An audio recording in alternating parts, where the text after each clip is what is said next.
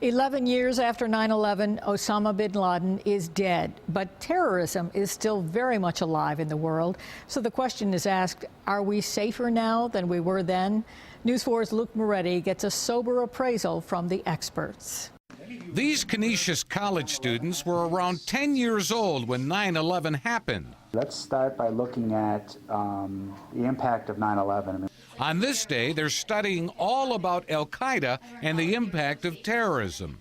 As the United States clearly showed, any act of terrorism is only going to bond us and make us stronger against the fight. Political science professor Dr. John Acapinti believes that better intelligence and community outreach have made the difference in the years that followed. I think that's why we haven't had a successful attack on the U.S. It's not because al-Qaeda hasn't been trying, and it's not because homegrown terrorists haven't tried. It's because of the work that's been done. These days, we know all about al-Qaeda and the lone wolf possibilities out there.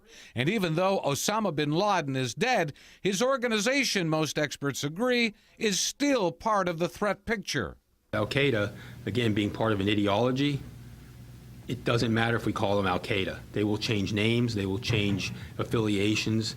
They're still out there, they're still viable, still dangerous. The ideology that al-Qaeda promoted and then sponsored through the death of bin Laden, I think does continue to pose a challenge to us. Much has been said about the failure of imagination and inability to connect the dots before planes were smashed into buildings. Since 9/11, a lot has been accomplished in terms of intelligence sharing and plugging vulnerabilities. Some people may feel more or less safe, but when we look at it, everything can be a surprise, and you just have to take one day at a time, I guess.